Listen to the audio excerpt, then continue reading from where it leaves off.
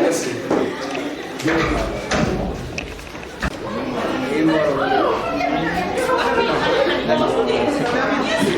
Voilà, nous sommes là, moi et nos jeunes, les scouts et les guides de Marilène. Nous sommes venus répondre à l'appel des responsables de l'hôpital Saint-Jean-de-Dieu pour donner, faire un don de notre sang afin de sauver les personnes qui sont malades. Tay dama ñëwoon maye deret pour dimbali ñi nga xamante ne ñu ngi ci hôpital yi ñi accouché malade yi nekk hôpital ñi nga xamante ne dañoo soxla deret te amuñu ko ñoom laa ñëwoon jàppale pour may leen tuuti ci li ma am. waaw maa ngi woo population bi pour ñu ñëw joxe seen deret ndax dimbali ñi nga xamante ne ñu ngi tëdd ci hôpital yi ñi nga xamante ne soxla nañu suñu ndimbal nañ ñëw may leen as tuut ci ñoom li ñu am pour ñoom ñu mën a sauver yeneen vie yi nga xamante ne ñu ngi foofu soxla nit ñi.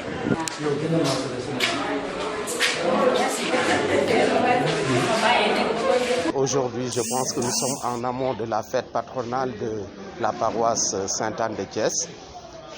Parmi nous, à l'hôpital Saint-Jean-de-Dieu, figure une dame, la chef de service des soins infs, Madame Joséphine Ndiaye, qui quand même s'est rendu compte des difficultés que nous avons actuellement en interne pour l'approvisionnement en produits sanguins labiles. Et à travers elle, on a pu organiser cette journée avec les jeunes de la paroisse Sainte-Anne de Thiès. Et le don de sang est en toutes circonstances volontaire. Ça veut dire quoi? Qu'aucune pression ne doit être exercée sur le donneur. Vous savez, aujourd'hui, le sang, c'est un produit qu'on ne peut pas synthétiser. Le sang, ce n'est pas du paracétamol, ce n'est pas de l'aspirine. C'est un produit que nous obtenons à travers des donneurs volontaires. Et là, au niveau du laboratoire, ce produit est soumis à ce qu'on appelle la sécurité transfusionnelle à travers des tests. D'accord? Ça va depuis les tests érythrocytaires jusqu'aux tests sérologiques. Et quand la poche elle est propre à être transfusée, là, on fait ce qu'on appelle la compatibilité donneur-receveur pour donner ça au service demandeur et pouvoir transfuser le malade. Le donneur qui vient en tant que volontaire, il subit ce qu'on appelle les tests cliniques, parce que ce n'est pas tout le monde qui est apte au don de sang. Vous prenez la sélection clinique, c'est pourquoi nous sommes venus avec des infirmières. Ça part depuis pas mal d'examens tels que l'examen des muqueuses pour voir si la personne elle n'est pas anémiée, parce qu'une personne anémiée ne peut pas prétendre donner du sang. Il y a d'autres critères liés à la masse pondérale, le poids qui doit être supérieur à 50 kg. Et c'est ça, donc il y a une sélection rigoureuse avant qu'on ne puisse se prononcer sur l'éligibilité de la personne pour un don de sang volontaire. Et quelle est l'importance du don de sang? Il est grandiose, parce que le problème qui se pose aujourd'hui, c'est qu'en fait, pour aborder cette thématique, il faut voir d'abord qui a besoin du sang. Aujourd'hui, l'OMS dit que c'est tout le monde qui a droit à une transfusion sanguine. C'est la raison pour laquelle les banques de sang ne génèrent pas de revenus. Nous tous, nous sommes sous la tutelle du Centre national de transfusion sanguine avec le professeur Saliou Diop.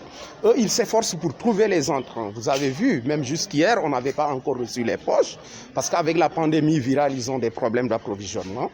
Ils donnent aussi bien les poches, les intrants, qui dit intrants, les réactifs qui seront utilisés pour tester la poche, et pour qu'on puisse la transfuser. Alors, les receveurs, c'est toute personne qui a besoin d'une transfusion. Il peut s'agir de la personne anémiée qui occupe les têtes de liste, n'est-ce pas, les saignements dans les services chirurgicaux, etc. Et c'est ça vraiment, c'est les potentiels receveurs. En fait, vous savez, nous, on a deux sources d'approvisionnement. C'est d'abord ce qu'on appelle les sorties en équipe mobile, comme celle-là. Également, il y a des donneurs bénévoles, fidélisés qui viennent de manière régulière donner en poste fixe au niveau de l'hôpital. Alors le constat, il est le suivant. Depuis l'avènement de la pandémie, peut-être qu'il y a eu des communications, et d'ailleurs c'est mon patron, le directeur, professeur Saliou Diop, qui a eu tout de suite à lever cette équivoque pour dire aux gens, venez donner de votre sang, parce que quand même si on respecte les gestes barrières, le risque de transmission du coronavirus est minime. D'accord, le risque zéro n'existe pas, mais on met tout pour qu'il n'y ait pas de transfusion, du moins de contamination lors des sorties. Alors, la première source étant les collectes en équipe mobile, nous on est confrontés à d'énormes problèmes, parce que quand même, les répondeurs de la banque de sang Sokoa sont les associations les ASC par exemple, les écoles de formation qui ont fini de fermer leurs portes, et bien sûr d'autres organisations. Vous prenez par exemple le monastère de Keur Moussa ou encore le collège Saint-Gabriel, etc. Voilà.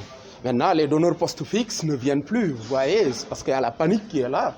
Pour eux, le fait d'entrer à l'hôpital tout de suite serait quand même synonyme de contamination au Covid. Je le dis, vous prenez la poche de sang aujourd'hui, le plus grand bénéficiaire, contrairement à ce que les gens pensent, au-delà du receveur, le plus grand bénéficiaire, c'est le donneur.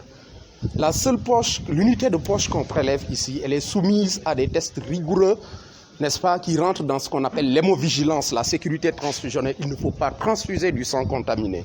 Et du coup, la poche, elle est testée. Quand on prend l'arsenal de tests qui est fait au niveau de la poche, en tout cas, nous, en interne, ça aurait revenu à 69 000 francs. D'accord? Et cela permet quand même aux donneurs volontaires de pouvoir être diagnostiqués de manière précoce, surtout pour les maladies endémiques. Au Sénégal, aujourd'hui, les gens parlent peut-être du coronavirus, mais nous vivons avec un virus redoutable qui est le virus de l'hépatite B. Les complications avec ce virus, c'est quoi? C'est des problèmes hépatiques avec les cirrhoses et le cancer primitif du foie. Quand le diagnostic est précoce, la prise en charge elle est précoce et les effets peuvent être éradiqués ou retardés. Donc il faut que les gens comprennent que le donneur, on ne vient pas, contrairement à ce qui se dit, le sang n'est pas vendu. La transfusion, au contraire, elle est gratuite. Mais le donneur, il est c'est le bénéficiaire le plus absolu. Le message, c'est ça, c'est que quand même, les receveurs, ce sont nos sœurs, nos mamans, écoutez, bref, ce sont nos parents.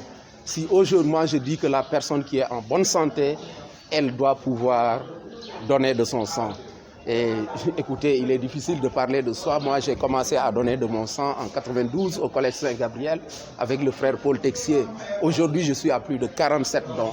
Donc, je dis bien, la sensibilisation commence par nous-mêmes, par vous-même, les autorités de l'Église, parce que l'hôpital appartient au duchesse de Sèvres et au-delà, la population. À chaque fois que l'occasion se présentera, en tout cas, on compte beaucoup sur l'appui des interlocuteurs que vous êtes quand même pour que ces problèmes-là liés au sang soient quand même minimisés.